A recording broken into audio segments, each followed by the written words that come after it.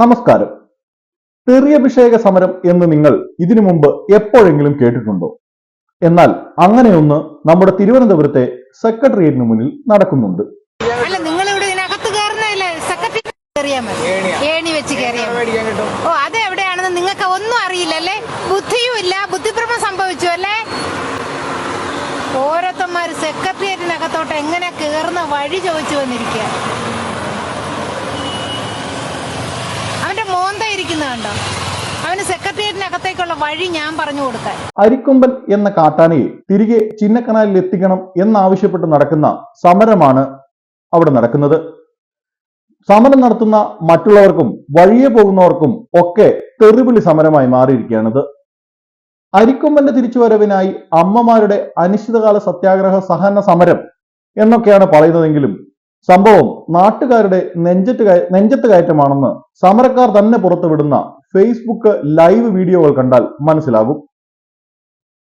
സെക്രട്ടേറിയറ്റിലേക്കും മറ്റുമുള്ള വഴി ചോദിച്ചു വരുന്ന ആളുകൾ, അബദ്ധത്തിൽ ഇവരുടെ സമരപന്തലിന് മുന്നിൽ വണ്ടി നിർത്തുന്ന ഓട്ടോ ഡ്രൈവർമാരും മറ്റും, റോഡിന് എതിർവശത്തെ ബസ് സ്റ്റോപ്പിൽ 5 മിനിറ്റിൽ കൂടുതൽ നിൽക്കുന്നവർ, സമീപത്ത് മറ്റാവശ്യങ്ങളുമായി സമരം ചെയ്യുന്ന ആളുകൾ, ഇവരെല്ലാം തന്നെ റിസോർട്ട് മാഫിയ സമരം പൊളിക്കാനായി അയച്ചിട്ടുള്ള ഗുണ്ടകളാണ്. അപ്പോൾ തന്നെ തെറിയും വിളിക്കും, കൂടാതെ ഫേസ്ബുക്കിൽ ലൈവും ഇടും.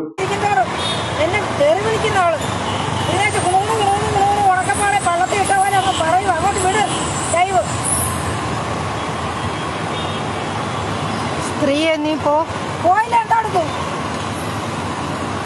നീ പോ, പോയില്ല എന്താ എടുക്കും? നീ സമരത്തിന് വന്നെങ്കിൽ നിന്റെ സ്ഥലത്തിരുന്ന് നീ സമരം ചെയ്യണം. നിന്റെ സമരപന്തലിൽ ഞാൻ എന്റെ സമരപന്തലിന്റെ സമരപന്തലിനകത്ത് ഞാൻ കേറിയോ? എന്താ ചോദിച്ചത്? അതെ അതെ, ലൈവാണ്. എന്താന്ന് മനസ്സിലായില്ല? വായിക്കാൻ അറിയോ?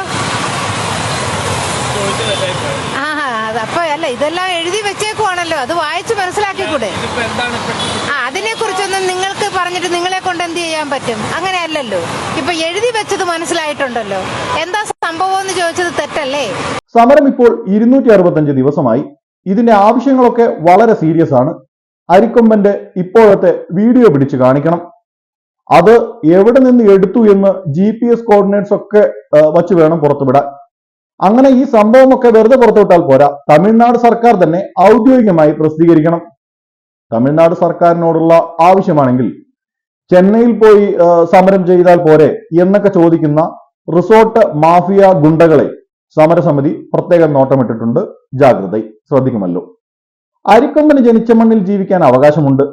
അതുകൊണ്ട് വിദഗ്ധ പരിശീലനം ലഭിച്ച ആദിവാസികൾ ഉൾപ്പെട്ട സംഘം കാട്ടിൽ പോയി അരിക്കൊമ്പന് ചിന്നക്കനാലിലേക്കുള്ള വഴിയൊരുക്കണം. വഴിയൊരുക്കിയാൽ മാത്രം മതി, അരിക്കൊമ്പൻ സ്വയം വന്നോളും. ഇതിനായി മാധ്യമങ്ങളോടൊന്നും സംസാരിക്കാൻ സമരം ചെയ്യുന്ന അമ്മമാർ തയ്യാറല്ല. കാരണം മാധ്യമപ്രവർത്തകരൊക്കെ റിസോർട്ട് മാഫിയയുടെ ആൾക്കാരാണ്. ഇനി സർക്കാരുമായി ചർച്ചയുണ്ടോ എന്ന് ചോദിച്ചാൽ അതുമില്ല. റിസോർട്ട് വനം കയ്യേറ്റ മാഫിയയുമായി ഒത്തുകളിക്കുന്ന സർക്കാരുമായി ചർച്ച നടത്താൻ മാത്രം മോശക്കാരല്ല ഇവർ. ഇതിനിടയിൽ സമരം പൊളിക്കാനായി പല രൂപത്തിലും വേഷത്തിലും എത്തുന്ന റിസോർട്ട് വനം മാഫിയ ഗുണ്ടകളെ കണക്കിന് കൊടുത്ത് നേരിടുന്നുമുണ്ട്. നിങ്ങളിപ്പോ ഈ സമരത്തിന്റെ മുമ്പിൽ നിന്ന് പോകും. എന്തോ നിങ്ങൾക്ക് സത്യാഗ്രഹ സമരത്തിന്റെ മീനിങ് അറിയത്തില്ല. നിങ്ങൾ ആദ്യം പഠിക്കണം. സത്യാഗ്രഹ സമരം എന്താണ് എന്നുള്ളതിന്റെ മീനിങ് അറിയത്തില്ല, അർത്ഥം അറിയത്തില്ല. അതെന്താണെന്ന് നിങ്ങൾ പോയി വായിച്ചു പഠിക്കുക. അത് പറഞ്ഞ് നിങ്ങൾക്ക് പറഞ്ഞു തരലല്ല എന്റെ ജോലി, എല്ലാരെയും പഠിപ്പിക്കലല്ല എന്റെ ജോലി. നിങ്ങളോട് ഞാൻ പറയുവാണ്. ഇതൊക്കെ കാണാൻ നല്ല രസമാണ് എന്ന് തന്നെ ഇരിക്കട്ടെ. ഈയിടെ ഒരു സ്കൂൾ കുട്ടി, അതും പെൺകുട്ടി, വീട്ടിലെത്താൻ വൈകിയപ്പോൾ തന്റെ പിതാവിനെ അക്കാര്യം ഫോൺ ചെയ്ത് അറിയിക്കണം എന്ന് തോന്നി.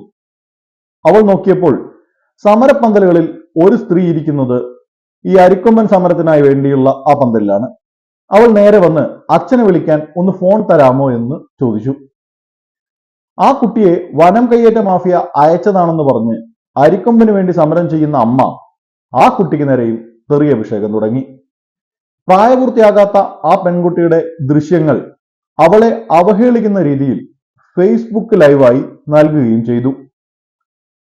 പിറ്റേന്ന് ഇത് ചോദ്യം ചെയ്യാനെത്തിയ കുട്ടിയുടെ മാതാപിതാക്കളെയും സമാനമായി തന്നെ നേരിടുകയും ഫേസ്ബുക്ക് ലൈവ് സ്ട്രീം ചെയ്ത് അവഹേളിക്കുകയും ചെയ്തു. പ്രായപൂർത്തിയാകാത്ത പെൺകുട്ടിയെ അവഹേളിക്കുന്ന തരത്തിലാണ് ആ വീഡിയോ ചിത്രീകരിച്ചിട്ടുള്ളതും അവരുടെ സമ്മതമില്ലാതെയാണ് അത് ഷൂട്ട് ചെയ്തിട്ടുള്ളതും. അതുകൊണ്ട് തന്നെ ആ ദൃശ്യങ്ങൾ ഞങ്ങൾ ഇവിടെ ആവർത്തിച്ച് കാണിക്കുന്നില്ല. ഈയിടെ ഒരു ദിവസം പ്രതിപക്ഷ പാർട്ടികളുടെ ഒരു പ്രതിഷേധ പരിപാടി അവിടെ നടന്നിരുന്നു. അത് പതിവാണല്ലോ തിരുവനന്തപുരം സെക്രട്ടേറിയറ്റിന് മുന്നിൽ.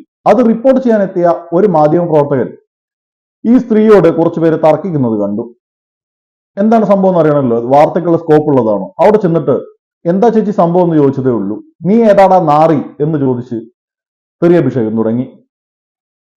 പൊതുശല്യമായ നമ്മുടെ അരിക്കൊമ്പനെ തമിഴ്നാട്ടിലേക്ക് കയറ്റിവിട്ടതുപോലെ പൊതുശല്യമായി മാറിയ ഈ അമ്മമാരുടെ സമരത്തെയും തമിഴ്നാട്ടിലേക്ക് കയറ്റിവിടാൻ വനം വകുപ്പ് തന്നെ മുൻകൈ എടുക്കുമെന്ന് പ്രതീക്ഷിക്കാം.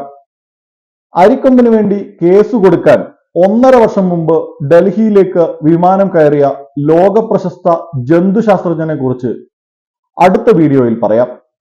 മോദിയും പിണറായിയും ചേർന്ന് ഡൽഹിയിലെ ഒരു മലയാളി ഹോട്ടലിൽ വച്ച് വിഷം കൊടുത്ത് കൊല്ലാൻ നോക്കിയെങ്കിലും അദ്ദേഹം ഇപ്പോഴും പറയുന്നത് അടുത്ത മാസം തന്നെ കേസ് കൊടുക്കും എന്നാണ്. ഇത്തരം വീഡിയോകൾ കാണുന്നതിനായി ഞങ്ങളുടെ ചാനൽ സബ്സ്ക്രൈബ് ചെയ്യാൻ മറക്കരുത്. ഈ വീഡിയോ അരിക്കൊമ്പൻ ഫാനായ നിങ്ങളുടെ ചങ്കുകൾക്ക് ഷെയർ ചെയ്യാനും മറക്കരുത്.